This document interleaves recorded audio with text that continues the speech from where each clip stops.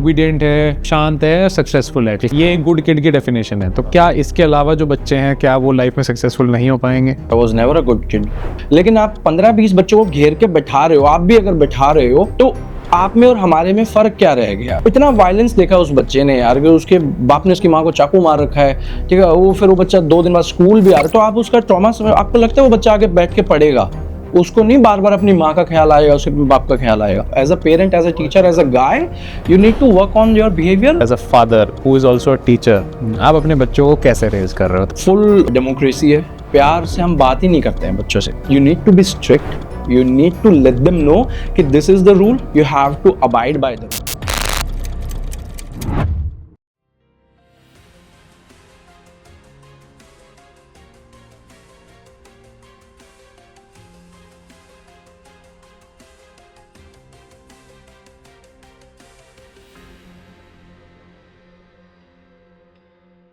Shiv, hello and welcome to the Gut Feel Show again. Hello Pranav. Pleasure to have you. Thank you so much. Pleasure is all mine. अच्छा, हम आज कुछ interesting चीज़ें discuss करेंगे school ecosystem के बारे में, education ecosystem में से। सबसे पहली चीज़ तो एक गवर्नमेंट टीचर हैं आप, और एक गवर्नमेंट टीचर की इंडिया में बहुत स्टीरियोटिपिकल इमेज होती है। मतलब सबको मालूम है कि इस टाइप के होते हैं, मोटे, हाँ, थोड़े से मोटे, मतलब ऐसे डिफाइन हो जाएगा कि ऐसे, हाँ, मतलब पता चल जाता है, कम बाल, चश्मा लगा हुआ है, दिस एंड दैट। आपकी इमेज बिल्कुल ही अलग है, बैंग ऑपोजिट है एक स्टीरियोटिपिकल गवर्नमेंट टीचर्स से। और आप इंटरनेट पे, सबको मालूम है, एक ड्रीम टीचर भी हो। Everyone wants to learn from you, everyone loves your style of teaching which is very creative. तो ये कैसे कॉन्शियसली चूज़ किया आपने? यहाँ तक की कहानी समझाओ, कैसे शिव इंग्लिश वाले सर बने? हाँ, सो कहानी भी बड़ी फिल्मी है एक्चुअली। इंस्टाग्राम स्टार्टेड लाइक कोई प्लान नहीं था, क्योंकि मैं, to be very honest, starting में बड़ा शाय फील करता था दूसरों को बताने में। मैं क्या, बहुत सारे टीचर्स शाय फील करते हैं कि भाई हम प्राइमरी टीचर हैं, खासतौर से लड़के, क्योंकि वही है, सोसाइटी यही समझते हैं कि भाई लड़के जो है वो टीचिंग में नहीं आते हैं, और ख़ासतौर से ये 6 घंटे की जो नौकरी है लड़कियों के लिए बेटर है, तो शाय फील करता था। बट फिर एक ऐसा इंसिडेंट हुआ जहाँ पर किसी ने पूछा, हाँ ये था कि पढ़ाता हमेशा से मन से था। तो 2021 के आसपास एक ऐसा इवेंट हुआ कि भाई किसी ने बड़ा तंज करते हुए कह दिया कि भाई इन सरकारी लोगों का बड़ा सही है, बच्चे घेर के बैठाओ और 30 तारीख को तनख्वाह जाती है। तो वो एक पिंच कर गया कि नहीं, ऐसा नहीं है। सो मैंने ऐसे ही अगले दिन जाके, 2-3 दिन बाद जाके अपने बच्चों की जो भी एक्टिविटीज़ थी उनको रिकॉर्ड किया। और इसका कोई वो भी नहीं था कि कैसे रिकॉर्ड करना है, कोई स्क्रिप्ट नहीं, जो करा रहा हूँ वो करा, डॉक्यूमेंट करना था बस। या तो किया, उसको अपने सोसाइटी के ग्रुप में डाला, जो RWA सोसाइटी वाला ग्रुप होता है। तो वहाँ से वो लोगों ने अच्छा रिस्पांस दिया। फिर जो पेरेंट्स थे उनको फॉरवर्ड किया व्हाट्सएप पे, उनका भी एक बहुत बढ़िया रिस्पांस रहा। फिर बस वहाँ से मैंने सोचा कि चलो इसको रोज़ करते हैं, क्योंकि मुझे उस टाइम पे मुश्किल नहीं लगा इसको रिकॉर्ड करने में। You just have to put your phone कहीं पे और start doing whatever you are doing. और फिर 1 घंटा लगना था, एडिट किया जो फालतू सीन्स थे, और जो मेन बातें थी वो करा। स्टार्टिंग में तो मैं वॉइस ओवर भी नहीं देता था, सिंपल कोई गाना मन में आया वो लगा दिया और दिखा दिया कि ये कर रहे थे। बाद में थोड़ा टेक्निकली करने की कोशिश कर रहा हूँ, बाकी ऐसा यही था। लेकिन ये आप अपने पर्सनालिटी को कैसे जस्टिफाई करते हो? क्योंकि आपके लंबे बाल, दाढ़ी, ये स्कूल में इसको एडजस्ट करना पेरेंट्स के लिए और टीचर्स के लिए मुश्किल हुआ होगा। स्टार्टिंग में तो बहुत मुश्किल था। आई स्टिल रिमेंबर, ये मतलब ऐसा नहीं है कि इंस्टा के लिए बाल रखे या इंस्टा होने के बाद बाल रखे, पहले भी ऐसे ही था। 2014-15 से बाल लंबे ही हैं मेरे। तो उस टाइम पे मैं केंद्रीय विद्यालय में पढ़ाता था, and I still remember there was this complaint against me कि क्या ऐसी वेशभूषा में विद्यालय में आने में किसी टीचर को शोभा देता है, नहीं देता है, कुछ ऐसा लिखा था हिंदी में। और कंप्लेंट भी किसी वैन वाले भैया ने करी थी, गॉड नोज व्हाई। तो वो कंप्लेन हुई, विजिट हुई, उसी दौरान इंस्पेक्शन भी चल रहे थे, AC मैडम भी आई, तब ये बात उठी कि भाई इतने लंबे बाल रखता है ये टीचर। वो दूसरे स्कूल के प्रिंसिपल ने हमारे AC मैडम को कहा, असिस्टेंट कमिश्नर। तो मैडम ने फिर बुलाया, कहती इधर आ। मैं कहा, कहती क्या नाम है तेरा? मैंने कहा शिव। कहती इसलिए जटाएँ रखी हुई हैं? तो लाइक कि मैम नहीं ऐसे वैसे। हालांकि मैंने उस टाइम पे एक टीचर को तैयार किया हुआ था, हमारे एक अवॉर्डी, नेशनल अवॉर्डी टीचर थे। मगर अगर कुछ भी इधर उधर बात हो ना, आप ये कह देना किसने मन्नत मांगी हुई है। तो बट ये था कि उस टाइम से बाल लंबे थे। और फिर उन्होंने बड़ी अच्छी बात कही एसी मैडम ने कि यार, मेरे प्रिंसिपल से उन्होंने पहले पूछा कि ये कैसा पढ़ाता है, क्या टीचर है, क्या एम्प्लॉय है, बताओ इसका। तो उन्होंने ऑब्वियसली जो था बताया कि नहीं ठीक है, बढ़िया लड़का है ये वो, और यूपीएससी की तैयारी कर रहा था उस टाइम पे मैं, तो ठीक है ये बोला। तो फिर उन्होंने कहा कि देखो ऐसा अगर कोई यूएस यूके से टीचर का डेलीगेशन आता है हमारे यहाँ, वो टीचर्स कैसे होते हैं, लंबे बाल हैं, बालियाँ भी हैं, टैटूज़ भी हैं, हर तरीके से जो कैजुअल उनको ड्रेस करना है वो करा हुआ है। और उनको जब हम देखते हैं तो हमें बड़ा अच्छा लगता है उन टीचर्स को देख के कि बड़े बड़े मॉडर्न हैं, वाव फैक्टर है उनका, नहीं हम इम्प्रेस हो जाते हैं मोस्टली। तो जब हमारा खुद का ही लड़का अगर ऐसे कुछ कर रहा है तो फिर इतना पैर खींचने की ज़रूरत नहीं है। तो वो मुझे पहली बार रियलाइज़ हुआ कि भाई हम एक्चुअल में मॉडर्न हो भी रहे हैं, ऐसा नहीं है। ये सोच थोड़ा सा अपग्रेडेड थी। हाँ, उनकी सोच थी, वो साउथ इंडियन, मुझे तो ऐसा लगता है कि साउथ इंडियन लोगों की थोड़ी-सी हमसे आगे चल रही है। हाँ, अब कोई दिक्कत ना हो जाए इस बात पे। लेकिन है ऐसा लेकिन मुझे ऐसा लगा एजुकेशन में ये 2 साउथ, फैक्ट। अगर आप देखो एजुकेशन में साउथ इंडिया में बहुत हाँ। ज्यादा प्रोग्रेस है। हाँ, सबसे ज्यादा पीएचडीज इंडिया में साउथ में है, सबसे ज्यादा वेल Literacy। रेड लोग साउथ में साउथ है। के हैं। लिटरेसी रेट भी अगर आप कंपेयर करो नॉर्थ का तो आपको पता चल जाएगा। उसके साथ मैं ये भी ऐड ऑन करूँगा कि जैसे मेरे 5 साल केंद्रीय विद्यालय में रहे ना, तो ये एक मतलब वेल नोन फैक्ट है, अब कोई झूठ बोले तो बोले, बट ये है कि जो साउथ साइड के टीचर्स हैं वो ज़्यादा कर्मठ हैं। They are always up to something new for the KV और द डिपार्टमेंट कि हाँ हम कर लेंगे, हम करा के देते हैं वाला सीन हमेशा से हमने देखा है, ये मैंने अपनी आंखों से देखा हुआ है। तो यस है। सबसे अच्छे प्रोफेसर्स और पीएचडीज साउथ में हैं, बिल्कुल हकीकत है ये। एंड मुझे एक चीज़ और बताओ, एज अ गवर्नमेंट टीचर आपका नाम इंग्लिश वाले सर कैसे पड़ा? हाँ, इसका ऐसे था कि जब केवी में ही था तो उस टाइम पे ना मैं था प्राइमरी टीचर कभी से, लेकिन बड़े बच्चों को पढ़ाने का मौका मिला एक बार, तो उनको इंग्लिश पढ़ाता था। तो ये बड़ा बस ऐसे ही हुआ कि I was walking towards my classroom, corridor में हैं हम, और तभी सुन जाता है बच्चे शोर कर रहे थे, तो एक बच्चे ने जाके अंदर चिल्लाया, "ओए चुप हो जाओ, इंग्लिश वाले सर आ रहे हैं, ओए चुप हो जाओ, इंग्लिश वाले सर आ रहे हैं।"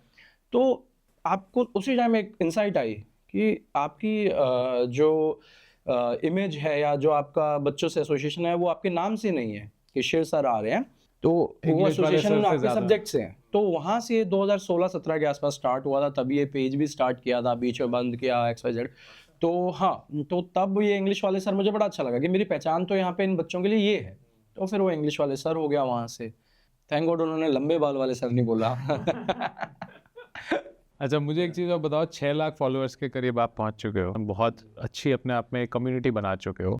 इस चीज़ पे ब्रांड कोलैबोरेशंस को लेके आपको क्या लगता है कि इंस्टाग्राम पे एज अ टीचर क्या फेस करना पड़ता है आपको? अभी इसमें ना ऐसा कोई इंटीग्रेशन है नहीं, टू बी वेरी ऑनेस्ट, कोई नीश बन नहीं रहा है, क्योंकि जब मैंने स्टार्ट किया था, क्योंकि बहुत लोगों को शायद गलतफहमी भी रहती है कई बार। और बहुत लोगों के हिसाब से तो मैं करोड़पति हो चुका हूँ। मैं बता रहा हूँ, दुबई लंदन से आता हूँ मैं, उनको ऐसा लग रहा है बहुत लोगों को ये एक रील के 40,000 रुपये ले रहा है हर पोस्ट के। हाँ, लिटरली बोलते हैं, बताते हैं, फिर आपके सरकारी तंत्र में आपको खुद भी पता चल जाता है, कहीं सेमिनार में जा रहे हो, वर्कशॉप्स में जा रहे हो, आपको उंगली Behind the करके back क्या बात बात कर चल रहे रही हैं कि देख देख ये वो है, इसको ना 25,000 रुपये मिलते हैं। This actually happened with me कि हाँ, लिटरली मैं और मेरी फ्रेंड ऐसे बैठे थे, तो बातचीत हुई, मेरे को समझ में आ गया these two people were discussing us. तो मैं कहा यार देखो ऐसे ऐसे है ना, हमारे बारे में बात कर रहे हैं। कहती नहीं, वो हमारे बारे में बात नहीं कर रहे, वो तेरे बारे में बात कर रही है कि तू इतना पैसा क्यों कमा रहा है। मैं कह रहा मैं कौन सा पैसा कमा रहा हूँ यार। तो ये है, तो लास्ट ईयर 2025 में मुझे लग रहा है थोड़ा सा अब ये नीश बनने लगा है, क्योंकि बहुत क्रिएटर एजुकेटर्स आ गए हैं जो क्रिएटर बन गए हैं। बट अभी भी मुझे मज़ा नहीं आ रहा है, टू बी वेरी ऑनेस्ट, क्योंकि जब एक ब्रांड आपको अप्रोच करता है, सबसे पहले तो आलतू फालतू ब्रांड अप्रोच कर रहे हैं। मुझे आज याद है, मुझे बहुत अच्छा पैसा देने के लिए एक ब्रांड आया, बट उनका काम था बेटिंग ऐप को प्रमोट करने का। तो ऑब्वियसली लाइक मुझे ये लगा कि यार आप मेरे पास आ भी कैसे सकते हो, कि मैं कैसे बेटिंग ऐप कच्चा को लालच प्रमोट देना करूँगा। चाहते हैं। एग्जैक्टली। तो वो था, फिर मैंने खुद अभी देखो, मैं नाम नहीं लेना चाहूँगा, देयर इज दिस ब्रांड जिसका मैं डेली यूज़ कर रहा हूँ, ठीक है। मैंने उनको खुद अप्रोच किया, मैं कहा भाई अगर आप थोड़ा सा भी इनपुट दे दो तो ये है कि मेरा काम और बेहतर हो जाएगा, मैं और अच्छे से करूँगा, बट नहीं है। Because as a teacher ना, you can provide awareness on products and services which are actually beneficial for the community. And 6 lakh की कम्युनिटी में आप बच्चों को एजुकेट करने के साथ साथ अपनी कम्युनिटी में, क्योंकि वहाँ पेरेंट्स भी होंगे, पेरेंट्स को एजुकेट कर सकते हो। And so I think brands अब आ रही हैं धीरे धीरे। आई एम ग्लैड वो कम्युनिटी धीरे धीरे बन जाएगी। बन रही है, नीश बन रहा है। मैं तो एट टाइम्स लोगों को बताता भी हूँ कि भाई मैं इस चीज़ का ये यूज़ कर रहा हूँ, और मुझे एट टाइम मैं पॉजिटिव नेगेटिव बता ही देता हूँ कि ये चीज़ अच्छी लगी, ये चीज़ नहीं भी लगी। कि जो आप बता रहे हो ना कि कम्युनिटी आप बिल्ड कर रहे हो, तो आप कम्युनिटी में फिर पारदर्शिता रखना चाहते हो, ट्रांसपेरेंसी, कि भाई मैं ये चीज़ यूज़ कर रहा हूँ, मुझे समझ में आ रही है, तो आप भी देख सकते हो। क्योंकि अब क्या है ना, एजुकेशन बदल रहा है, सब एक्सपीरियंशियल लर्निंग की तरफ जा रहे हैं, तो हर कोई ये चाहता है कि भाई हम अच्छी चीज़ यूटिलाइज़ करें अपनी क्लासरूम में, और टीचर्स के पास समय नहीं है बहुत कुछ करने का, तो बहुत कम समय में बहुत सारी चीज़ें करनी होती है, तो उनको सटीक चीज़ें पता हो कि भाई ये इज़ अ बेटर ऑप्शन, तो वो कर ले तो सबसे बेस्ट है। अब जैसे आपको कभी 6 लाख फॉलोअर तक पहुंचते हुए कोलैबोरेशन नहीं आ रही हैं, क्योंकि आज की डेट में तो हर आदमी इंस्टाग्राम में पैसा कमाने के लिए कूदा हुआ है, तो क्या बीच में कई बार डिमोटिवेशन नहीं हुआ कि मैं ये कर क्यों रहा हूँ, या आपकी क्या सोच है ये करने के पीछे, इस कम्युनिटी को क्यों बना रहे हो आप? देखो, जब स्टार्ट किया था तो कभी भी ये नहीं था मन में कि मैंने पैसा कमाना है, और रोज़ सुबह अपने आप को मैं यही बताता हूँ कि हम यहाँ पैसा कमाने आए ही नहीं थे, हम यहाँ पर सिर्फ अपना काम दिखाने आए थे, वो स्टेरियोटाइप ब्रेक करने आए थे जो हमारे अगेंस्ट है कि भाई ये जो टीचर्स होते हैं सरकारी स्कूल के, ये पढ़ाते नहीं हैं, बच्चों को घेर के बैठाते हैं, पैर दबवाते हैं, पंखा करवाते हैं, जलाते हैं बच्चों से, मारपीट करते हैं। वो जो स्टेरियोटाइप से सरकारी टीचर की बन गई थी, मैंने वो ब्रेक करनी थी, टू बी वेरी ऑनेस्ट। और सबसे पहले तो अपने उस छोटे दायरे में ब्रेक करनी थी जो मेरे घर के आसपास है, कि ये जो मुझे उस नज़र से देखते थे, तो वो था।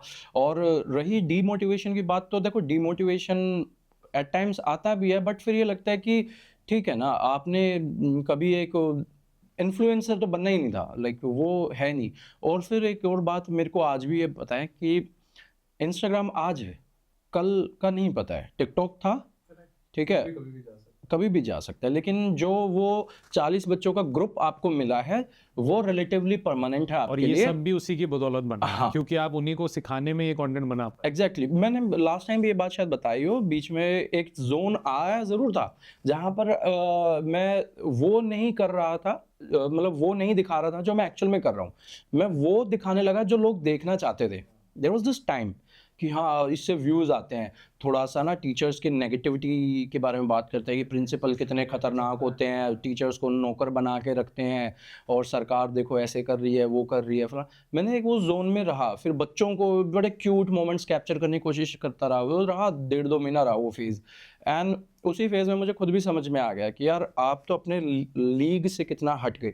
इसीलिए मैं अपने पेज पे बहुत अगर कोई कंटेंट पुट करता हूँ, तो या तो वो लाइट हार्टेड कंटेंट हो गया जहाँ पर भाई थोड़ी सी रीच मिल जाए कि भाई हो जाए, but it has to be light hearted, या फिर अपना एजुकेशन प्रैक्टिस जो हम एक्चुअल में कर रहे हैं वो, या फिर मेरी पर्सनल लाइफ कि भाई देखो मैं अपनी लाइफ को ऐसे जी रहा हूँ, क्योंकि ना तो मेरे ऊपर किसी ब्रांड का कोई प्रेशर है कि आप ये ही कर रहे हो या आप वो अपने मत काम करो। निपटाने के बाद कैसी अपनी जिंदगी। हाँ, बस वही मैं। मोर ऑफ आपका कंटेंट ना, कंटेंट क्रिएटर से ज़्यादा मैं आपको वैल्यू क्रिएटर कहूँगा, क्योंकि आप एक वैल्यू बना रहे हो। मतलब आई थिंक हमें ऐसे लोगों की बहुत ज़्यादा ज़रूरत है जो इंटरनेट पे कुछ वैल्यू प्रोवाइड कर रहे हैं। आपको देख के बहुत सारे टीचर बहुत कुछ समझ पा रहे हैं। बहुत कुछ समझ रहे हैं, बहुत अच्छा भी लगता है कि बहुत छोटी-छोटी बेसिक चीज़ें हैं जो टीचर्स देखते हैं, तो खुद भी कहते हैं कि सर हमने ना ये आपसे सीखा, या हमने ना इस चीज़ को अपनी क्लासरूम में कॉपी किया, तो हमारे प्रिंसिपल बड़ी खुश हुई। जैसे हमने ना एक ओपन लाइब्रेरी का कॉन्सेप्ट लेके आए थे कि भई हम अपनी क्लासरूम में ओपन लाइब्रेरीज़ बनाएँगे, तो वो ब्लिंकिट और ज़ेप्टो के थैलों से हमने बना दी, तो एनवेलप्स बनाए, बुक हैंग हो गई। अब वो बहुत लोगों ने ट्राई किया, बहुत बच्चों ने उसको सराहा, टीचर्स ने, प्रिंसिपल्स ने सराहा, तो वैल्यू बनाना is a better thing in contrast to कि भई और पैसा आ जाए, और चीज़ आ जाए, वो नहीं मज़ा आता। आई थिंक वो वैल्यू ज़्यादा इंपॉर्टेंट है। फिर आपको ना खुद को भी शैलो लगता है। देखो हम देहात से आने वाले लोग हैं, और हमें ये पता है कि गुज़ारा तो हक़ की कमाई से ही होना है, ठीक है ना? तो जो तनख्वाह है उसी से गुज़ारा होना है, बाकी तो सब ऐसे ही है। तो मुझे तो ऐसा लगता है, अभी मैं ना इलेक्शंस थे तो ड्यूटी लगी थी, तो वहाँ पे ना एक किसी डिपार्टमेंट के जहाँ पर ऐसा लोग कहते हैं कि घूसखोरी बहुत ज़्यादा है, तो ऐसा एक बंदा बैठा, हमारा प्रिज़ाइडिंग बना, हमने कहा सर आपकी तो बहुत कमाई होगी।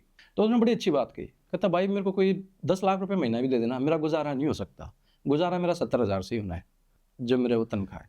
कहता वो पैसा नहीं आप रिटेन कर पाओगे, वो कहीं ना कहीं निकल जाएगा। हाँ, वो है। कहते गुज़ारा तो अपना तनख्वाह से ही होता है, पूरा तो तनख्वाह से ही पाटेगा, बाकी तो ऐसे ही है। तो हम भी उसी सोच के बंदे हैं, और वही है। बाकी रही ये जो कम्युनिटी जोड़ते जा रहे हैं, ये इसीलिए कि एक पहले दिन से एक ये भी गोल था, जब थोड़ा सा लोगों ने पहचाना कि मैं अगर इंडिया के किसी भी कोने में चला जाऊँ ना, तो एटलीस्ट उस डिस्ट्रिक्ट में मेरा एक नॉन टीचर होना चाहिए।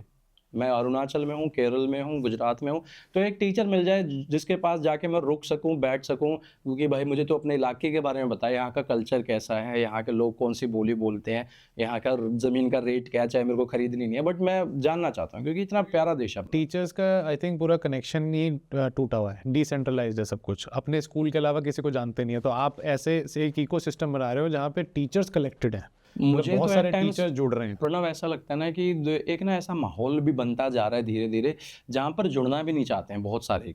Eight times negativity is there, जहाँ पर एक टीचर दूसरे टीचर को देख के खुशी नहीं है।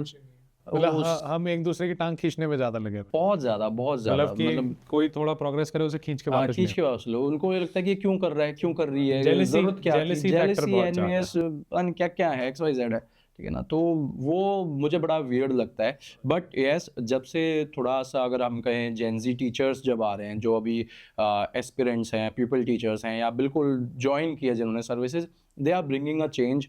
ना तो वो स्कूल पॉलिटिक्स में इतना इन्वॉल्व होते हैं, ना फिर वो खाली बैठते हैं। दे आर ऑलवेज लाइक कि चलो कोई, हाँ उनमें है करने का, उनमें रहता है।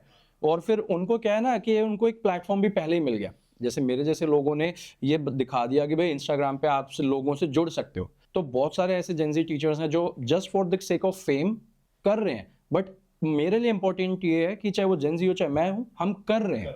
करना बहुत जरूरी है। हाँ ये है, ये नहीं है कि खाली बैठ के मूंगफली तोड़ के खा के आ गए और हाँ फिर वहीं के वहीं रह गए। यार फिर क्या 1970 और 2026 में फर्क क्या हो गया? ठीक है ना, ये तो फर्क हो जाना चाहिए। अब इस फर्क पे मुझे थोड़ा सा समझाओ। इंडियन एजुकेशन सिस्टम बहुत ज़्यादा अकेडमिक है, पढ़ाई पे फोकस बहुत ज़्यादा रहता है। बच्चों की लाइफ के लिए एक टीचर उन्हें कैसे प्रिपेयर कर सकता है, रियल लाइफ, मतलब लाइफ रेडी हो जाए, वो स्कूल से बाहर निकले, कॉलेज से बाहर निकले तो वो लाइफ को झेल पाए। तो उस हिसाब से थोड़ी सी बातें बताओ कि कैसे करते हैं। देखो, एक तो ना मुझे मेरी पर्सनल थिंकिंग है कि NEP 2020 आने के बाद चीज़ें बदल गई हैं।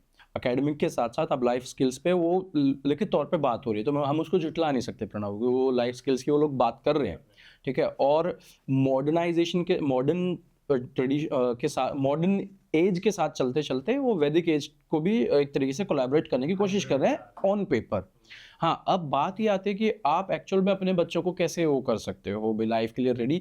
तो उनको सबसे पहले ना थोड़े बहुत डिसीजन लेने दो। इसका एक छोटा सा एग्जांपल देता हूँ। कल मेरी क्लास में PTM थी, पेरेंट आई, उसने बड़ी शिकायतें लगाई। उसने इतनी शिकायतें लगाई कि for a brief moment of time मुझे लगा कि मैं उस बच्चे की माँ हूँ और वो टीचर है। वो बैठती चालू होगी, ये मेरी सुनता नहीं है, दूध नहीं पीता, ये खाना नहीं खाता, ये TV देखता रहता है, मोबाइल देखता रहता है, मैं इसको कुछ बोलती हूँ तो ये बाहर चला जाता है, मेरे से लड़ता है। एंड आई वाज लाइक, क्या मैं इसको क्या बताऊँ इसकी मम्मी को कि भाई 18 घंटे तो आपके पास रहता है, मेरे पास तो 5-6 घंटे है। तो फिर मैंने ना ऐसी उससे, अब वो बच्चा बड़ा डिमीन हो गया, बिल्कुल रोने वाली हालत में आ गया कि मम्मी ने सबके सामने बेइज्जती कर दी और 10 पेरेंट्स बैठे थे। तो मैंने उसका कहा, बेटा तू मेरे को एक बात बता दे, मैं लिखूंगा पॉइंट फॉर्म में, एक्चुअल में आप बताओ हम क्या क्या चेंज ला सकते हैं, हमें क्या करना चाहिए इस टाइम पे, हमारे क्या हुआ। 5 मिनट हो गए, उसने नहीं बोला, मैंने पुशअप किया, थोड़ा मोटिवेट किया देन ही स्टार्टेड कि सर मैं ना टाइम से उठा करूँगा, सर मैं ये करूँगा। जो उसकी मम्मी ने शिकायतें करी थी उसने एक मतलब आउटलाइन बना दी कि मैं हाँ सर मैं ये चीज़ भी करूँगा अपने बिहेवियर से। अब आप सोचो एक 10 साल का बच्चा डिसाइड कर रहा है how he is going to live his life. बस ये छोटी सी चीज़ है कि let them make their own decisions, stand by them, look after them, do not interrupt every time. नहीं ये नहीं करना, ये चोट लग जाएगी, वो जाएगी, अरे लेट हिम, ठीक है, उसको एक बार करने दो क्या करना चाहता है, फिर उसको देखेंगे। गलत भी हो जाए ना तो उससे पूछो कहाँ गलती हुई, क्या हुआ, ठीक है। ये हर बार एक एयरक्राफ्ट की तरह उसके ऊपर होवर नहीं करना है एज अ पेरेंट। तो एज ए टीचर मैंने भी अब ये पिछले ही साल में सीखा है कि आपको हर टाइम बच्चों को ना बहुत ये नहीं करना कि मैं I am there for you, मैं करूँगा, मैं तुम्हारे लिए कर दूँ, नहीं। Let them trial and error उनको करने दो। और जितना जल्दी बच्चों को ट्रायल एंड एरर करने दोगे ना, उतना ही वो कॉन्फिडेंस बिल्ड कर जाएंगे कि हाँ हम कर सकते हैं, हमने हो गया। इंडिपेंडेंस थोड़ा सा आएगा वहाँ से। मैं यार 35 साल का हो गया हूँ। कल ना मैं रात को कलरिंग कर रहा था ब्रश से, तो मेरे को ना मार्कर नहीं मिला आउटलाइन करने का, एंड तो मुझे एक पेंट ब्रश मिली। I am not a painter और ड्राइंग आर्टिस्ट वगैरह, लेकिन मैंने ना उसको ब्रश से आउटलाइन स्टार्ट करी, और जैसे जैसे वो आउटलाइन सटीक होती जा रही ना, मेरे को बड़ी खुशी मिलती जा रही थी। तू तो कर गया, तू तो सीख गया। रात के 11 बजे मैं अकेला बेवकूफ़ों की तरह ये बातें कर रहा हूँ अपने आप से कि तेरे को आ गई ये चीज़ें। तो अब आप सोचो, आप इस एज में आके अगर ऐसे सीख रहे हो, तो एक 10-11 साल का बच्चा अगर वो करेगा तो उसका जो कॉन्फिडेंस बूस्ट होगा ना, वो थ्रू द रूफ होगा। मैं ऐसा फील करता मतलब उतना हैंड होल्डिंग नहीं करना चाहिए। हूँ। बिल्कुल भी नहीं करना चाहिए, मेरे को तो ऐसा लगता है ब्रो। अच्छा, आप बच्चों के लिए इवेंट्स भी करते हो क्लास में, सेलिब्रेशन, इनिशिएटिव्स, काफ़ी कुछ मेहनत करते हो आप। ऐसा क्यों करते हो और इससे क्या फ़ायदा है बच्चों को? देखो, कहने वाले तो कहेंगे व्यूज़ आते हैं।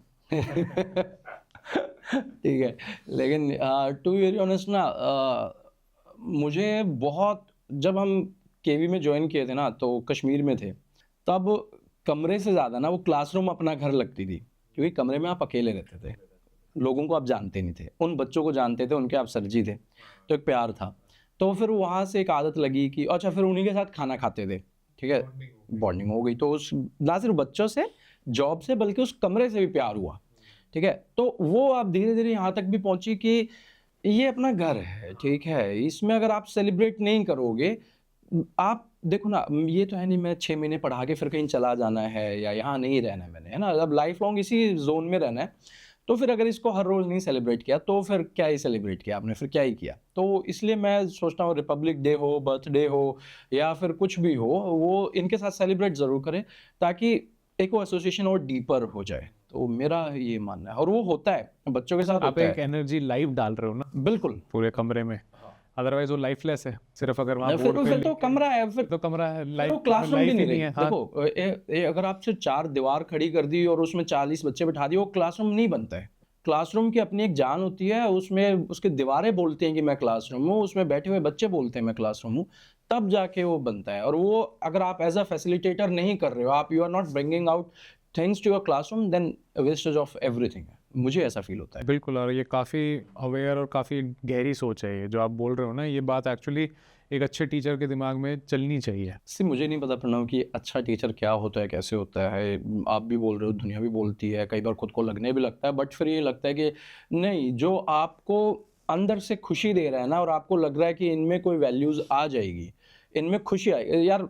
बचपन में अगर आपने एंजॉय नहीं किया, मैं अपनी रील्स में या कहीं पर भी जाता हूँ, या इवन मैं अपने मम्मी पापा से भी बात करता हूँ, तो हम हमेशा ये बात करते हैं कि हमारा जो सरकारी स्कूल का जो बच्चा स्कूल पहुँच रहा है ना, वो एक अचीवमेंट हासिल कर रहा है डेली आने में। क्योंकि वो जिस तंत्र में है, वो जिस स्टेज सोसाइटी में है ना, वहाँ बहुत ऐसी चीज़ें हैं जो बहुत लोग जानते भी नहीं है।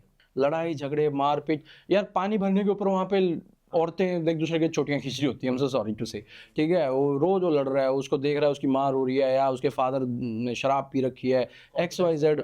बहुत कॉम्प्लिकेटेड वो है हमारे, तो फिर भी ठीक है।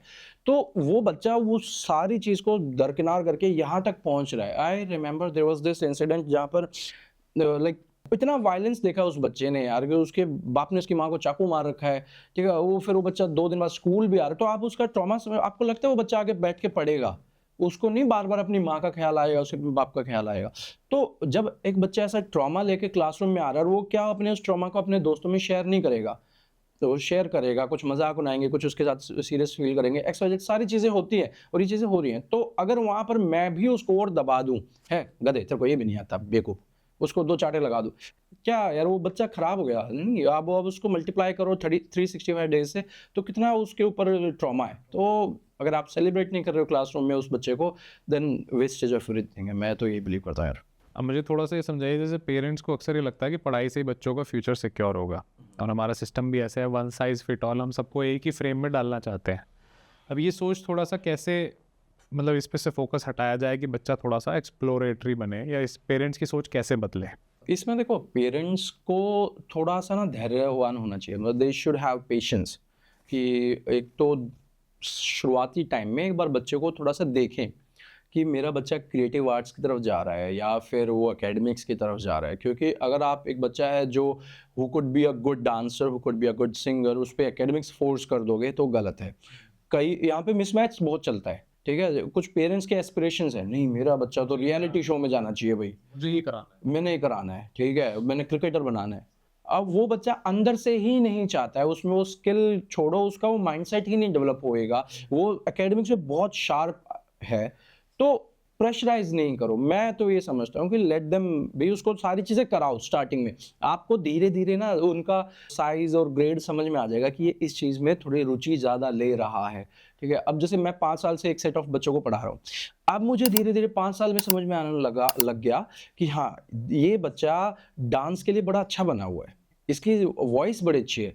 देयर इज दिस चाइल्ड, जो आप जैसे बैठे हो ना, आपको हूबहू ऐसा उतार सकता है। वो 10 साल का है मेरी क्लासरूम में, ठीक है। उसकी सारी ड्राइंग शीट मैंने फाड़ के अपने पास रखी हुई है कि मैं इनको एक दिन फ्रेम करा के इसकी एग्जीबिशन लगाऊंगा, ठीक है। वो मेरे बैग में है, ठीक है। तो वो बच्चे को अब मैं पुश करूं, क्रिकेट खेल, क्रिकेट खेल, क्रिकेट खेल, डांस कर, डांस कर, नहीं तू पढ़ पढ़ पढ़, वो उसके यहाँ ज्यादती है। उसको पढ़ाओ, उसको सारे शस्त्र दो, लेकिन उसका कोर जो एक पर्सनैलिटी जिस चीज़ में डेवलप होगी ना, उसमें उसको करना मेरे को लगता है बहुत ज़्यादा ज़रूरी है। कहीं ना कहीं टीचर की गाइडेंस भी बहुत इंपॉर्टेंट है, क्योंकि पेरेंट्स भी आई थिंक दो तरह से बटे रहते हैं मोस्टली। एक तो बिल्कुल टाइम ही नहीं देते हैं, और एक है जो बिल्कुल प्रेशर डालते देखो, मुझे तो ऐसा लगता है यार, पेरेंट्स का ना ऐसा है कि वो एट टाइम्स तो फोमो में ही रहते हैं कि फियर ऑफ मिसिंग आउट है कि पड़ोसी का बच्चा अच्छा, उसने अबैकस ज्वाइन कर लिया, अपने को भी अबैकस भेज दो, उसको ज़रूरत नहीं है, ठीक है। आप ज़बरदस्ती भेज रहे हो, पड़ोसी के बच्चे ने स्पोर्ट्स अकेडमी ज्वाइन कर ली, हैं। हमारा रह बहुत गया। कॉमन है इस टाइम, ट्यूशन जा रहे हैं बच्चे, नर्सरी ट्यूशन इसलिए भेज देते हैं कि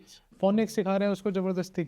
अब यार फोनिक्स सिखाने के लिए भी वही है बात है ना, ज़रूरत है क्या? अभी आप घर में उसको आब करा लो, वो बहुत है, वो अभी उसको मत वो करो। बट वही है, उसको ना एक ऐसे रिस्ट्रेन करते जा रहे हैं जहाँ बच्चों को नॉर्मल लगने लगता है। 6 घंटे वो स्कूल में बंद होके आया, हम अगर ऐसे समझे, फिर उसके बाद वो 2 घंटे दोबारा जाएगा, फिर 1 घंटा आधा घंटा वो अकेडमी में भी जा रहा है, स्पोर्ट्स की अकेडमी। मतलब हर चीज़ को ना एक बॉक्स ही बना दिया कि खेलने का मतलब है कि 6 से 7 का वहाँ पर वो जो अकेडमी वाला टाइम है।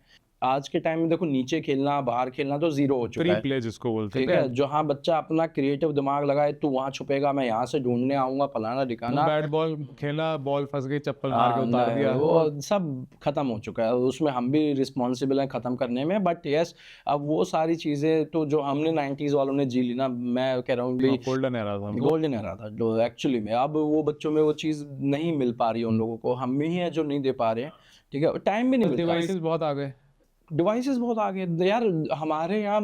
अब मुझे कई बार ना बड़ा वियर्ड फील एक होता है। टीवी होता था पहले घर में जो 6 लोगों में शेयर होता था।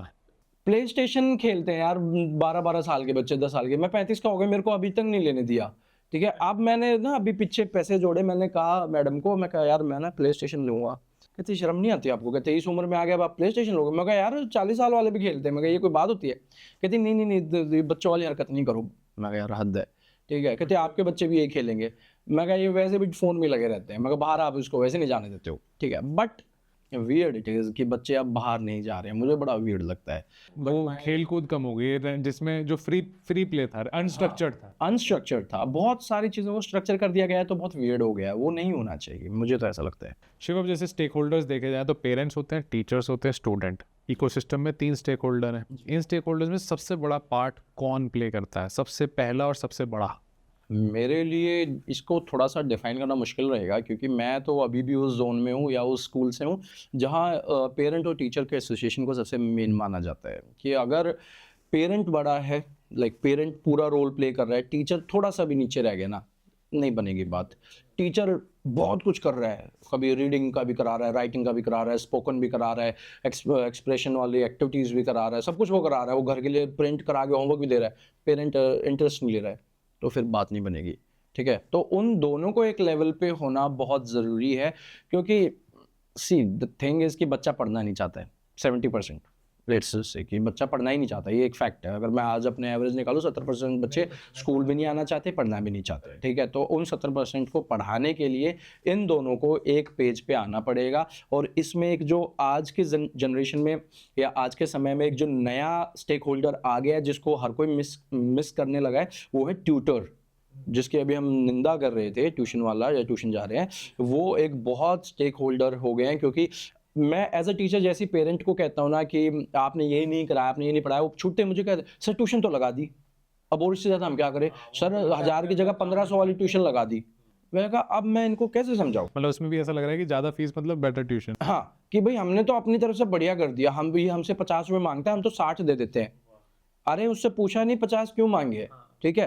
तो मुझे एक बहुत वियर्ड चीज़ लगती है, तो ट्यूशन टीचर्स को भी अब इस स्टेक एंटरप्राइज में इंक्लूड करना चाहिए।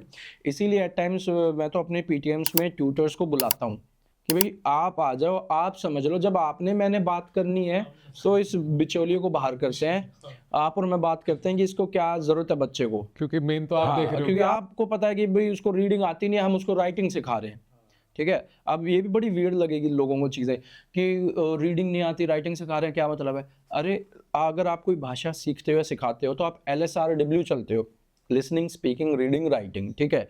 हमारे यहाँ होता क्या है, ट्यूशन में क्या होता है, घरों में क्या होता है, कॉपी का बुक का एक पन्ना खोला, लिखना शुरू करो, लिखो।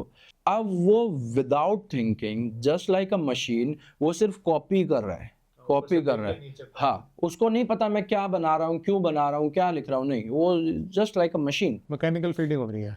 ठीक है। तो उसको पहले समझाओ तो सही वो कर क्या रहा है, उसकी लिसनिंग स्किल्स को इम्प्रूव करो, उसको बोलना है। ये बहुत बढ़िया चीज़ बताई आपने, LSRW। क्योंकि जब हम अभी आप अगर रीड कर रहे हो तो मन में तो आप वो स्पीक भी कर रहे हो, ठीक है ना, आप उसकी वॉइस को, उसके फोनिक्स को प्रोड्यूस कर रहे हो, मन में कर रहे हो, लाउडली कर रहे हो।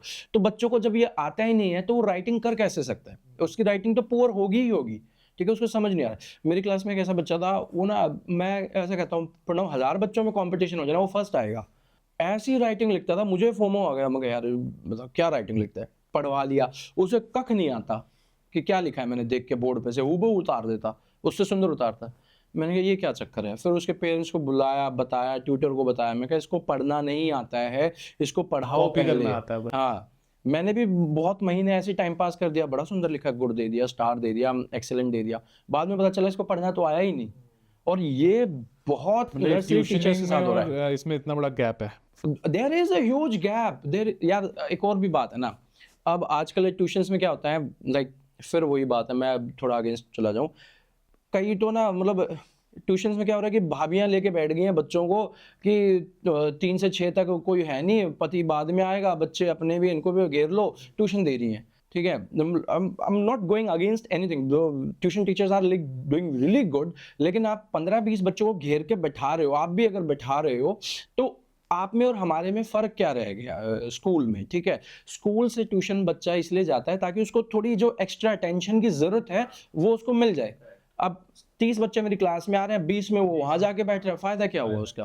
2 बार स्कूल जा रहा है एक तरीके से। Exactly, tuition has to be like that supplementation. Personalised है ट्यूशन, इसका कॉन्सेप्ट ही है कि थोड़ा पर्सनलाइज हो जाए, इंडिविजुअल यार अटेंशन। जब हमारे टाइम पे, जब हमने स्टार्ट किया था 9th-10th के आसपास, तब ना ट्यूशन को लेके एक ऐसा फील होता था कि ये ट्यूशन जाता है, इसको लगता है थोड़ा पढ़ाई में दिक्कत है, इसको जरूरत होगी एक्स्ट्रा, जरूरत है ना, कोई बात नहीं भाई, कर जाएगा। हाँ, ये और ये मुझे तो ऐसा लगता है शायद ये ठीक भी था, क्योंकि भाई मैं अगर अपने आप को एसेस करूँ, I was a very bad student, तो वहाँ जाके मैंने कंसेप्ट को और अच्छे से सीखा, बहुत समय मिला ट्यूटर को पढ़ाने में कि भाई ये चीज़ एक्चुअल में है तो है, क्यों है ऐसी, है ना, वो मिला जो स्कूल में टीचर को टाइम नहीं मिल पाता था।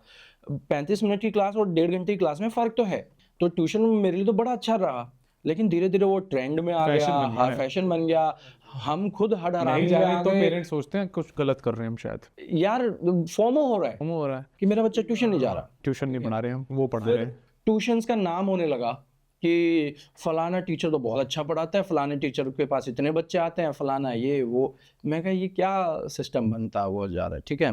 तो वो नहीं होना चाहिए, थोड़ा सा इंडिविजुअल अटेंशन बच्चे को चाहिए तो वो उनको प्रोवाइड करिए। एजुकेशन में कमर्शियलाइज और बिजनेस एंगल थोड़ा लेट आना चाहिए, आई थिंक उसकी वजह से बहुत स्पॉइल होती हैं चीज़ें। पहले ऑथेंटिकली इस पे ध्यान देना चाहिए कि क्या वैल्यू क्या प्रोवाइड कर रहे हो आप। ब्रो देखो, स्टार्ट तो सब यहीं से करते हैं, वो धीरे धीरे डाइल्यूट होता वो जाता ना है, एथिक्स बीच में खो जाते हैं, है, एथिक्स का dilute एक्चुअली बहुत बड़ा पंगा है। हाँ हो जाता है। मैं अभी भी, कल भी अपने बच्चों को, पेरेंट्स को यही बात बोली, मैं कहा आप ये मत सोचना कि हमें, जैसे मेरे मोस्टली सभी पेरेंट्स को पता है हमारी वीडियोस को बहुत दुनिया देखती है, तो मैंने उनको बोला, मैं कहा आप है ना इसको प्लीज़ सर पे मत चढ़ाओ, मैंने भी नहीं चढ़ाया है, और मेरी जजमेंट अब आने वाले टीचर्स करने वाले हैं कि ये वीडियोस तो बड़ी अच्छी बनाता था, बच्चे तो बड़े शालीन तरीके से बैठ के पढ़ते थे, वीडियोस में तो ऐसा दिखता था, और अब इसको कुछ भी पढ़ना नहीं आता बच्चे को। मैं कहा इसको मैथ्स नहीं आती। मैं कहा इन चीज़ों पे ध्यान दो, हमें लोग जज करेंगे, हमें अपनी वैल्यू से स्टिक करना है, जो हम बिहेवियरल या एकेडमिक वैल्यू यहाँ पर गेन कर रहे हैं वो आगे जाके दिखानी भी है, पहली प्रायोरिटी वो है। हाँ वही हमारी प्रायोरिटी है, तो वो एक चीज़ है। स्कूल में जैसे एक चीज़ और बताइए शिव, मार्क्स के बेसिस पे ना लेबलिंग हो जाती है, अच्छा है, एवरेज है, बेकार है बच्चा। अब क्या ये सोच सही है?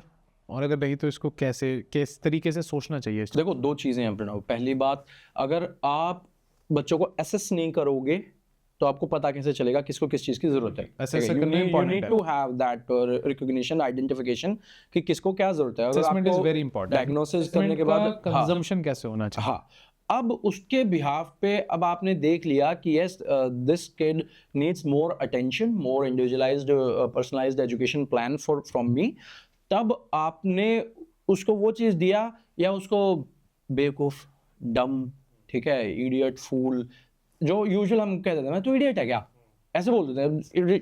10 बार सवाल कराया, 11वीं बार बच्चे को नहीं आया, झटक दिया, गधे। देसी भाषा में तो गधा ही बोलते हैं, मूर्ख बोलते हैं गधे। अब वो बच्चे के ऊपर बहुत मेंटल प्रेशर आ गया, वो बहुत फील हो गया, 4 दोस्तों ने सुन लिया, सबने सुन लिया, वो तो बड़ा वियर्ड हो जाता है। वो 4 दोस्त बाहर मजाक बनाएंगे, वो वहीं बना देते हैं, वो सर वहीं ने तो तुझे गधा बोला करके था। हाँ हंस लेते हैं, ठीक है, वो आंखों आंखों में हंस लेते हैं, एक दूसरे को देखते हैं। मतलब इसके इन छोटी सी बातों के ना कॉन्सिक्वेंसेस बहुत खतरनाक। बहुत है, बच्चे के ऊपर है। और देखो बच्चा इतना नाजुक है, वो नहीं समझता कि मुझे अब इस चीज़ को एज अ चैलेंज लेना है कि नहीं मैं करके दिखाऊंगा। 90% वो ये सोचता है कि मैं इस टीचर से नहीं पढ़ूंगा, ये टीचर ही बेकार है, ठीक है, ये हाँ ये जगह ही बेकार है, यहाँ मेरी बेइज्जती हुई है, वो यहाँ पर फंसता है। और मुझे पता है, मैं अपने बच्चों को देख के ये बात नहीं कह रहा हूँ, मैं अपने आप को देख के ये बात कह रहा हूँ, क्योंकि हमने स्टार्टिंग में जो किया ना वो इसी चक्कर में किया कि किसी टीचर ने कुछ बोल दिया तो वो उसको दुश्मन बना लिया। कभी अगर उस टाइम पे देख लेते ना कि कोई बात नहीं, आज नहीं हो रहा ना, कल करके दिखाऊंगा, ग्रज हो गया एक तरीके से। हाँ, तो कल मैं इसको सीख के दिखाऊंगा, मैं इसको पढ़ के दिखाऊंगा। हमने उल्टा क्या किया, अच्छा संस्कृत वाली मैडम का पीरियड है, छोड़ो, ग्राउंड में बैठते हैं, पीरियड बंक कर दिए, मैथ्स के पीरियड बंक कर दिए, जाते नहीं थे, तो फिर वो बहुत गैप हो गया। तो ये है, तो यस आपको एक असेसमेंट करना तो ज़रूरी है, बट लेबलिंग इस तरीके से नहीं करनी कि भाई बच्चा जो अभी पीछे चल रहा है वो बहुत दब जाए उस लेबलिंग के तहत, ठीक है। अभी ना हमने एक रीडिंग प्रोजेक्ट शुरू किया हुआ है पिछले 2-3 महीने से अपनी क्लासरूम में। उसमें अब क्या था कि ऑब्वियस ही बात है भाई, देखो कुछ बच्चे बेहतर पढ़ेंगे, कुछ अभी बेहतर नहीं पढ़ेंगे, ठीक है, तो कल को बेहतर पढ़ेंगे। तो उसमें हमने ग्रुपिज्म करी, पेयर बनाए कि भाई एक हाई अचीविंग, एक नॉट सो हाई अचीविंग का किया। मैंने कहा अब रैंक बना दी, सबको रैंक मिलेगी कि कौन रीडिंग प्रोजेक्ट में कहाँ पे स्टैंड कर रहा है। मैं कहा लेकिन अब रैंक मिलेगी दोनों के कंपाइल्ड स्कोर पे, तो यानी कि हाई अचीविंग को नॉट सो हाई अचीविंग वाले को पढ़ाना पड़ेगा, सिखाना पड़ेगा। और पहले मुझे लगा था शायद प्लान नहीं चलेगा, टू बी वेरी ऑनेस्ट, ठीक है, मैं कहा बच्चे समझ जाएंगे, इसके आर पार देख लेंगे। It actually worked, they are so dead serious about this कि तो पढ़ क्यों नहीं, तेरे को समझ में नहीं आ रहा, ए की 3 साउंड होती है, दैट कि इसको ए और ए वो बता रहे हैं एक दूसरे को, फोनिक्स डिस्कस कर रहे हैं। मैं कहा हाँ सही चल रहा है, थोड़ा बहुत सही चल रहा है। अगर मेरे बच्चे 80% भी सही चलते हैं ना, मैं उसको अपनी विन सिचुएशन मानता हूँ। 100% इज अ मिथ, मैं उसको समझता ही नहीं हूँ, ठीक है। तो वो है कि आप कैटेगराइज अगर कर भी रहे हो बच्चों को, तो उनको डील कैसे करो डेली लाइफ में। Categorisation is not the problem, the implications and then the how you execute things is the main problem, जहाँ आप बच्चों को बुरा फील करा देते हो, वो एक मुझे ऐसा इशू लगता है। इसी में एक चीज़ है, जैसे आप बता रहे हो कि कैटेगराइजिंग नहीं करनी चाहिए। इंडिया में बहुत एक मेन कैटेगराइजिंग गुड किड, अच्छा बच्चे की ये है कि ओबीडियंट है और शांत है, सक्सेसफुल है। सक्सेस मतलब टॉप 3 पोजीशन में आ जाता है, ये गुड किड की डेफिनेशन है। तो क्या इसके अलावा जो बच्चे हैं, क्या वो लाइफ में सक्सेसफुल नहीं हो पाएंगे? बिल्कुल होता है। I was never a good kid, ठीक है। अब आप लोगों के ऊपर आप मुझे सक्सेसफुल मानते हो नहीं मानते हो, या मेरे जैसे और भी बहुत है, खुरापाती है, ठीक है, बहुत है। हाँ बिल्कुल नहीं थे, बहुत सारे ऐसे बहुत बड़े बड़े लोगों को सब जानते हैं, लेकिन भाई मैं तो अपनी लाइफ में अभी अपने आप को मुतमईन मानता हूँ कि हाँ आई एम सक्सेसफुल इन अ वे। क्योंकि जब मैं 10th में था, जब मुझे स्कूल से निकाला गया, जब 11वीं में मेरी लगातार 2 कंपार्टमेंट आई ना, तब मैं अपने आप को ऐसे विजुलाइज कर ही नहीं सकता। मुझे लगता था कि पता ही नहीं मेरा क्या बनेगा, कहाँ कौन से भट्ठे पे जाके बैठना पड़ेगा, कहीं पे कुछ बदरपुर रोडी का काम करना पड़ेगा जो देहात में कर रहे हैं हम लोग, ठीक है, कहीं किसानी वगैरह कुछ करना पड़ेगा। तो वहाँ से अगर ये काम बहुत बढ़िया जो मैंने गिनाए हैं, लेकिन हाँ वहाँ से यहाँ तक आने में एक टीचर की जो जर्नी रही, जो सिखाने का काम रहा, जो क्रेज़ हुआ, वो अपने आप में एक अचीवमेंट मुझे तो लगता है कि हाँ हम कुछ कर रहे हैं, फोड़ रहे हैं और आगे और भी इससे बढ़िया ही करेंगे। तो और आई थिंक जो फर्स्ट सेकंड थर्ड या गुड किड की कैटेगरी में नहीं होते, वो बच्चे स्ट्रीट स्मार्ट हो जाते हैं। होना पड़ता है, वो फिर वो ढूंढते हैं ना कि हम कहाँ पर अपनी एनर्जी तो सब में है यार, ठीक है, कहीं ना कहीं वो, मैं तो बल्कि अपने सारे बच्चों को यही कहता हूँ कि भाई आप स्ट्रीट स्मार्ट, योर टर्मिनोलॉजी, ये बनो। जैसे कल ही एक बच्चे को बोला, मैं कहा पढ़ने में अच्छा है, लेकिन अगर ये अपने मन की बात ही नहीं बता पाएगा, अपने आप को जाहिर नहीं कर पाएगा, ठीक है, दो बच्चों को अगर सुन रहा है तो अपना ओपिनियन नहीं रख पाएगा, तो क्या फायदा ऐसे एकेडमिक्स का। तो पेरेंट को मैं यही समझा रहा हूँ, मैं कहा इसको बुलवाया करो, इसको रिश्तेदारियों में लेके जाया करो। वो पता क्या कहती, सर हम तो अपने बच्चे को ना हमेशा पढ़ने के लिए तैयार रखते हैं, हम सिर्फ पढ़ाते हैं, हम तो इसको शादियों में नहीं लेके जाते, हम तो कहीं। मैं कह रहे क्यों नहीं लेके जाते, उसका इंटरेक्शन आपने जीरो कर दिया, उसकी सोशल नॉर्म्स जो है वो समझ ही नहीं पा रहा है, बोल नहीं पा रहा है कि क्या होते हैं, कि कौन मेरे बुआ है, कौन मेरे फूफा जी हैं, कौन मेरे मौसा जी हैं, फर्क क्या? यार बच्चे को फूफा और मौसा में फर्क नहीं पता, ठीक है। अब जो फूफा था उसको मौसा कह रहा है, जो मौसा था उसको फूफा कह रहा है। ये ऐसे ऐसे एनेक्डोट्स जो मैं रोज क्लास में देखता हूँ, मेरे को हंसी आती है। मैं कह यार क्या चक्कर है, ये 10 साल के बच्चे ऐसे ऐसे कर देते हैं कई बार। तो ये है, street smart has is to be a priority for parents. अच्छा, एक चीज़ और होती है एजुकेशन सिस्टम और घरों में भी, कि डिसिप्लिन और अननेसेसरी स्ट्रिक्टनेस में कैसे लाइन ड्रॉ करें। बहुत इंपॉर्टेंट है डिसिप्लिन, लेकिन कई बार वो स्ट्रिक्टनेस में कन्वर्ट हो जाता है, अननेसेसरी स्ट्रिक्टनेस, मार पिटाई हो जाती है, कुछ हो जाता है। तो देखो सबसे पहली बात तो अगर घर में क्लासरूम में मार पिटाई हो रही है ना, तो वो अननेसेसरी से भी जाके अब वो स्टेज एक्सट्रीम हो गया, ठीक है, वो तो आपने होना ही नहीं देना है, ठीक है ना। फिर मैं अपने पीटीएम पे आऊँगा। मेरे को ऐसा लगा सारे सवाल मेरी पीटीएम पे आधारित है। कल जो पीटीएम हुआ इसमें फिर से यही हुआ, सर मैं तो बहुत मारती हूँ, झाड़ू से मारती हूँ, डंडा तोड़ देती हूँ। मैं कहा तभी तो मेरी बात सुनता नहीं है। मैं उसको पता है एक्सट्रीम क्या हो सकता है मेरे साथ, जान से तो नहीं मारेंगे, पैदा किया हुआ है, डंडा तोड़ सकते हैं, वो आपने तोड़ दिया इस पे, अब इससे ऊपर उसको कुछ है नहीं, उसका डर निकल गया, वो ढीठ बन गया, उसने उस चीज को उस लेवल पे जाके एक्सेप्ट कर लिया है, चेंज हो गया। हाँ उसने अब एक्सेप्ट कर लिया है, 2 थप्पड़ मारेगा चला जाएगा, 2 थप्पड़ मारेगी चली जाएगी, वो उस जोन में आ गए। अच्छा बुरा, एथिक्स, पढ़ाई, जीवन, फ्यूचर, ये बकवास बात नहीं है उस बच्चे के लिए। अब उसने अब उस एक रेफरेंस पॉइंट क्या है, 2 थप्पड़ मारेगी चली जाएगी, उसके बाद मैं अपने आप जितना मुझे 1 घंटा बैठ के टीवी देखना मैं देखूंगा। तो उस बच्चे को अब आप कैसे ट्रेन कर पाओगे, और उस बच्चे को अब आप कैसे वो करोगे, डर क्या खुल गया। ये जो सिस्टम में बहुत लोग बोलते हैं कि नहीं मारना पीटना चाहिए और गिल्टी भी फील नहीं करना चाहिए। सी आई डोंट वांट कि भाई आप मारो पीटो, मैं नहीं कह सकता, मैं चाह के भी नहीं कह सकता, और किसी के लिए कहने के लिए भी नहीं कह बहुत सकता। लोग इसको डिफेंड करते हैं, हम तो मारते पिटते आए थे। यार देखो मैं सिंपल सी बात बताता हूँ यार, मैं बहुत पिटा हूँ, मैं इतना पिटाऊंगा ना, कई बार मुझे गड़बड़ लगती है अपने साथ कि मैं इतना मैं कुर्सियों से कैसे पिट सकता था यार, मेरा उठा के कुर्सी मार दी, बताओ इतना कौन पिटता था। बेल्टों से पिटे हम, चप्पलों से पिटे, 90s वाले चप्पलों से तो सब पिटे, जो नहीं पिटा नहीं पिटे उसके साथ कोई बेलन भी दिक्कत उठाया, हाँ, चप्पल भी बेलन ले गया। चप्पल झाड़ू हम पिटे हैं, ठीक है, खूब पिटे। बट द पॉइंट इज, आप बैठे हो 4 लोगों में, बढ़िया बातचीत चल रही है, काम चल रहा है, फिर हम पिटे थे, हम उस ट्रॉमा में जा रहे हैं, हम उस पॉइंट पे जा रहे हैं। अरे the energy which could have been used to do something productive is now being wasted to reflect upon that trauma. मेरी मम्मी ने एक बार मेरे को गली में खड़ा करके बहुत पीटा था यार, बहुत मारा था। अरे भाई ये कोई बात याद करने वाली थोड़ी ना, मेरे को नहीं, मैं एज अ गाय नहीं इस चीज़ को याद करना चाहता।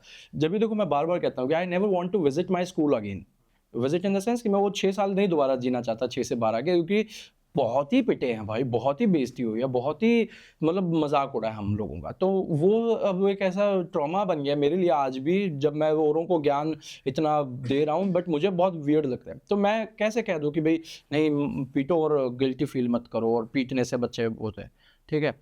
हाँ, you need to be strict, you need to let them know कि this is the rule, you have to abide by the rule। अगर मैंने बोला है कि 7 बजे से लेकर 8 बजे तक हम पढ़ेंगे, तो हम 7 से 8 पढ़ेंगे। और अगर मैंने बोला है कि 8 से 9 हम खेलेंगे, तो फिर एज अ पेरेंट आपको उसको भी देखना है कि हाँ 8 से 9 हम खेलेंगे, ठीक है। अब बच्चा वो सोचता है 7 से 8 तो पढ़ा दिया मुझे, 8 से 9 में अब अपने कामों में लग गई, बुरा बन जाएगा, ठीक है, ये क्या बात हुई। बच्चा नहीं, वो सीख रहा है आपसे, वो रूल्स को फॉलो करना हमसे तो सीख रहा है। वो सोचेगा कैजुअल होना ठीक। हाँ, वो ही सोचेगा रूल्स तो ये अपने हिसाब से मेंड कर रही है, मैं भी करूंगा। तो आज मेरी वो क्षमता नहीं है, मैं 6-7 साल का हूँ, आज ये मेरी नहीं वो कर रही है। वो क्वेश्चन करता है बच्चा हमेशा, पापा आपने तो ऐसे बोला था, मम्मी आपने तो ऐसे बोला था, मम्मी आपने बोला था हम खेलेंगे। वो आपको क्वेश्चन कर रहा है, वो आपको रिमाइंड करा रहा है कि मैं फॉर्मेटिव ईयर्स में हूँ, आप मुझे सही लाइन पे रखिए। आप उसको सोच रहे बच्चा है, बचपना है, नहीं बाद में करूंगी, अभी नहीं बता रही हूँ, ठीक है। ये वो उसने उस चीज को नोट कर लिया, वो अब अपनी जनरलाइजेशंस कर रहा है, और जब उसको मौका मिलेगा ना, तब वो उसको दिखाएगा जब वो 13-14 साल का होगा, जब 18 साल का होगा। जो मम्मियाँ आज मुझे आके कहती है ना, सर मेरा 8-9 साल का 10 साल का बच्चा मेरे हाथ से निकल गया है, मैं कहा रुको अभी, मैं कहा इसको 18-19 का होने दो, इसको 23 साल का होने दो, तब आपको पता चलेगा कि हाथ से निकलना क्या होता है। मैं कहा जब ये आपके सिर से ऊपर लांघेगा। मैं कहा अभी भी अगर आप इसको नहीं रख पा रहे हो, जब 9 साल का बच्चा है, तो आप कैसे एक्सेप्ट करोगे कि ये 19 साल का आपकी बात मानेगा? बिल्कुल नहीं मानेगा। तो ये आपके ऊपर, आप जो रूल्स बना रहे हो, हर घर में रूल्स बनते हैं। आपने भी अपने बच्चे के साथ रूल बनाए होंगे, हमने भी बनाया, हर पेरेंट बनाता है, पढ़ा लिखा अनपढ़ हर प्रकार का पेरेंट बनाता है कि भाई ये टाइम टेबल इंडिया में हर किसी ने बनाया है, फॉलो नहीं किया, इसी वजह से गड़बड़ हो गई। हम उसको रिस्पेक्ट नहीं करते और बच्चों को सिखाते नहीं है, ये एक बहुत बड़ा इशू है। अच्छा, पेरेंट्स और बच्चों में एक ब्लाइंड स्पॉट होता है जिसको पेरेंट्स तो समझ रहे होते हैं कि हम पुश कर रहे हैं, बच्चा समझ रहा होता है कि मेरे पे प्रेशर डाला जा रहा है। तो इस चीज़ को प्रैक्टिकली कैसे ब्रिज किया जाए, क्योंकि यहाँ इक्वेशन बनती नहीं है। पेरेंट को लग रहा है मैं ठीक कर रहा हूँ, बच्चे को लग रहा है मेरे साथ ज़बरदस्ती कर रहा है। देखो इसमें जैसे मुझे एट टाइम्स ये लगता है कि अगर आप शुरू दिन से या फिर धीरे धीरे बच्चों के साथ एक सामंजस्य अपना ठीक बना लेते हो ना, तो ये पोजीशन आती नहीं है। चक्कर क्या होता है, आप सोचते हो कि डरा धमका के इसको या वो करा लेता हूँ तो वो कर जाएगा, और वो फिर वो कर भी देता है 1-2 बार, लेकिन जब वो बार बार रिपीटेटिव हो जाता है ना, फिर वो उसको लगता है कि यार नहीं बन रही बात, ठीक है ना। आप प्यार, एक तो ना हम लोगों से ना प्यार से हम बात ही नहीं करते हैं बच्चों से, हमने, क्योंकि हमारे साथ नहीं हुई पहले, नहीं हुई, हम प्यार से बात ही नहीं करते। The male of the society at times मुझे कई बार ना वियर्ड लगता है जब मैं अपने बच्चों को बेटा बेबी या बोलता हूँ कि यार मेरे को तो कभी नहीं बोला गया मुझे तो कभी बेटा नहीं बोला गया, मुझे तो कभी बेबी नहीं बोला गया, बाबू नहीं बोला गया, ठीक है। तो फिर अब जब आप उसको अपने बच्चों को देते हो ना, तो आपको बड़ा वियर्ड लगता है स्टार्टिंग में, but once you start building that bond with your child, even with your students, फिर आपको समझ में आ जाता है कि इट्स वेरी इजी, बच्चे समझने लगे और रिजल्ट भी दिखने लगे। रिजल्ट दिखता है, बहुत दिखता है। मैंने देखो स्कूल हो या घर हो, मैं अपनी क्लासरूम में ना एक बात लिखता हूँ कि जैसे कल भी लिखा था, इस कक्षा में व्यवहार पर तसल्ली से काम होता है। तो you need to work on व्यवहार, on your behavioural aspect of both of you. आप as a parent, as a teacher, as a guy, you need to work on your behaviour, वो फिर अपने आप उसमें दिख जाएगा, ठीक है। बच्चे क्या हैं, बच्चे आपके व्यवहार का ही तो आईना है, ठीक है। आप जैसे वैसे आपका बच्चा बनेगा, ये हर कोई कहता है। और हम टीचर्स के तो पेट होता है कि इससे पता चलता है तुम्हारे माँ बाप कैसे हैं, तुम कौन सी सोसाइटी से आते हो, हम तो इसी से आए हैं, ठीक है। हाँ, तो वो एक है। अब मुझे एक चीज़ जो आपने अभी डिस्क्लोज भी करी है, बता रहे हो आप कि as a father who is also a teacher, आप अपने बच्चों को कैसे रेज कर रहे हो, थोड़ा सा वो बताओ। फुल डेमोक्रेसी है, ठीक है। कोई मारपीट नहीं, कोई लड़ाई झगड़ा नहीं, कोई अब्यूजिव वर्ड्स घर में नहीं होता। हरियाणवी में बात करते हैं क्योंकि I am very proud of my mother tongue, ठीक है। और हिंदी में बात करते हैं, इंग्लिश में बात करते हैं, तीनों लैंग्वेजेस में अच्छे से बात करते हैं। रूल्स सेट किए हुए हैं पिछले ऑलमोस्ट 2 साल से, पौने 3 साल से। एक मेरी वाइफ ने चार्ट बनाया हुआ है हमारी अलमीरा पे, पॉइंट सिस्टम है। अगर आप अच्छा काम कर रहे हो आपको प्लस किए जा रहे हैं, +5, +10, +25, +75। आप बुरा काम कर रहे हो कट किए जा रहे हैं। मेरी वाइफ करती है। और पहले मुझे लगा था ये ना चल इसने भी शुरू किया, कर लेगी 2-4 दिन, 2 हफ्ते कर लेगी, 2 महीने कर लेगी, 2 साल होने को रखे, 2 साल से ऊपर हो गया। अभी we went to our winter vacation, तो वहाँ पर भी वो चार्ट लेके गई हुई है। हाँ, कि अगर आप अच्छा कर रहे हो, बच्चे को पता रहता है कि उसके सामने कट करे कंडीशनिंग हो जाते चुकी है होंगे। उनकी कंडीशनिंग हो गई है। उन्होंने अच्छा काम किया, उसने उठा के डस्टबिन में डाल दिया, कहीं पे कोई रैपर पड़ा वहाँ था पॉइंट मिल जाता। सोनमर्ग में, तो माय सन वाज लाइक कि मम्मी मुझे इसके कितने पॉइंट्स मिलेंगे, यू विल गेट 5 पॉइंट्स, ठीक है। तो एक कंडीशनिंग आप कर रहे हो उनको, ठीक है। मेरा बेटा कुछ गलत करने ही वाला होता है तो मेरी बेटी कहती है नहीं शिवेन ये मत करो, आपके पॉइंट्स कट हो जाएंगे। वाओ माय ठीक है, गॉड, हाँ लिटरली। ये तो आप शेयर करना पिक्चर प्लीज, हाँ, इसकी वीडियो मुझे चाहिए। मैं कहा ये कैसे पॉसिबल है, मुझे डेफिनेटली मैं करूंगा, ये चाहिए मुझे। तो मैं कहा कैसे मैं अपने बेटे के पॉसिबल साथ है, चालू करना चाहता और हूँ। वो चल रहा है, और वो दोनों आपस में कॉम्पीट करते हैं, ठीक है। आपने इसको 70 पॉइंट दे दिए, मुझे 75 दिए, कम दिए, ज़्यादा दिए, ऐसे चलता है। तो बहुत डेमोक्रेटिक एनवायरनमेंट है, बहुत लीनियंट तो नहीं कहूँगा, बट येस रिलेटिवली लीनियंट है कि बहुत उनको प्रेशराइज या पुश नहीं किया जाता, वो जो चीज़ करना चाहते हैं। अब जैसे क्या है ना, एक जो मुझे चीज़ ऐसी लगती है कि मेरा बेटा भी मेरी वीडियोस देखता है, मेरी वाइफ उनको जब दिखाती है कि देखा आज पापा ने क्या किया, तो उस समय क्या होता है कि बेटा फिर उसको रिफ्लेक्ट करता है कि पापा हमारे साथ क्यों नहीं करते हो एक्टिविटीज़, आप हमें क्यों नहीं करा रहे हो। आज भी ऐसे ही हुआ, तो बेटी छोटी है तो उसको बस यहाँ पे it becomes a little difficult, क्योंकि आप उसको दोबारा से यहाँ पे रेप्लिकेट कर रहे हो तो छोटा करना पड़ता है। कई बार शीट्स निकाल देता हूँ, कटिंग्स करा देता हूँ ये, but yes I give them ample amount of opportunities कि जैसे अब बेटा 7 साल का हो गया है तो भाई अब आप अपने आप कटिंग करना सीखो, मैं अब बार बार कटिंग नहीं करूँगा आपके लिए, सीजर्स से वो नहीं करूँगा, बट आई एम देयर कि काट ना ले। बेटी है अभी, उसको चीज़ें उठाना रखना ये सारी चीज़ें मतलब जितना हो सके नॉर्मल करते हैं। बट जो मुझे लगता है कि भाई जो मार पिटाई और जो नेगेटिव है वो नहीं है, टू मच पैम्परिंग बिल्कुल भी नहीं है, ठीक है। जहाँ पर आप गलत हो आपसे बैठ के बात की जाती है कि भाई ये गलत व्यवहार है, ऐसा हम लोग नहीं करते हैं। नाउ द क्वेश्चन कम्स कि हम ऐसा क्यों नहीं करते हैं। एक बच्चा पूछे, मेरा बेटा पूछता है पापा हम ऐसे क्यों नहीं करते, हम क्यों नहीं दूसरे को मार सकते। देखो मैं कहा नहीं मार सकते। बेटा पूछता है उससे। अभी मैं ना स्कूल की एक एक्टिविटी कर रहा था, तो मैंने अपने बच्चों से, हम एक ईवीएस का चैप्टर पढ़ रहे थे, तो सभी बच्चों से 40 बच्चों से सीड ग्रो करवाए। तो धीरे धीरे प्लांटेशन हो रही है, तो उनको मैं बाद में घर ले आया कि जब ये उग जाएंगे तब वापस लेके जाऊंगा, क्योंकि क्लासरूम में आप रख नहीं सकते हो। डबल सेक्शन स्कूल हमारा, सॉरी डबल शिफ्ट स्कूल है। तो मैं ले आया। अब एक दिन मेरे बच्चे ने बैठ के वो सारे प्लांट्स निकाल दिए जो सीडलिंग हुए थी। मैंने देखा, मैं समझ गया, मैं कहा नीचे गिरे हुए, मैं कहा इसने निकाले। मैं कहा शिवेन आपने क्यों निकाला? कहता मेरा मन कर रहा था। मैंने कहा नहीं ऐसे नहीं करते हैं, ये नहीं करते। कहते पापा हम प्लांट्स को क्यों नहीं तोड़ सकते? तो फिर मेरी बेटी कहती है अरे उनमें भी जान होती है ना, उनको हर्ट होता है। मैं कहा देखा, मैं कहा उसको हर्ट हुआ है प्लांट को। तो he went on his own, he said sorry to the bags, little bags की सॉरी मैंने आपको हर्ट किया। फिर हमने उनको वापस किया। तो at times kids also keep you in a check कि कैसे क्या व्यवहार होना चाहिए। But yes it is very important to be democratic with them. Democratic, और जैसे कि आपने बताया स्ट्रक्चर्ड बाउंड्रीज बना के, बिल्कुल बहुत ज़रूरी है, डिसिप्लिन रखना। आई थिंक ये बहुत अमेजिंग एडवाइस है, और मुझे वो पिक्चर और वीडियो चाहिए जो आप Definitely, पॉइंटर मैं- सिस्टम कर मैं रहे हो, मुझे भी आपको चालू भेजता करना है। आई हूँ, थिंक हाँ। बहुत लोग करना चाहते नहीं होंगे। करना चाहिए। देखो हर Amazing घर advice. का अपना एक सिस्टम सेट हो जाता है। नहीं, ये तो आई थिंक घर में इम्प्लीमेंट होना चाहिए। इसको करोगे तो तो नेशनल लेवल पे लेके जाएंगे जो आपने बताया ना but the pointer thing is system. कि उसको कंटिन्यू करना इज अ टास्क। नहीं, अगर आपको रिजल्ट दिखने लग जाएगा ना तो कंटिन्यू पेरेंट खुद करेगा। हाँ। क्योंकि ये तो एक तरीके से टूल हो गया ना। बिल्कुल हो गया। मेरी वाइफ तो एट टाइम उनसे कपड़े फोल्ड करवा रही होती है जैसे रखवाने के लिए कि इसके पॉइंट मिलेंगे, मगर तेरा बढ़िया है। मैंने सारा काम दोनों बच्चों से करा लिया। कहते ठीक है ना। अब बीइंग इन दिस सब अर्बन एरिया एक चैलेंज हमारे साथ ये भी तो है, छोटा सा घर है, उसमें बच्चे के लिए ज़्यादा कुछ है नहीं करने को, ठीक तो है। ये एनर्जी engagement हो उसमें गया। बन रही है, तो उस एनर्जी को चैनलाइज करना भी अपने आप में एक बहुत वो ये तो रहता बहुत है। ही कमाल की चीज़ है। मुझे इसका फोटो वीडियो मैं चाहिए, हम सबके definitely साथ आपको शेयर भेज रहा हूँ, करेंगे। मैं करूँगा। Thank you so much for sharing all the amazing insights Thank you so एज much. Always. Thank you. so Means a much. lot. Thank you.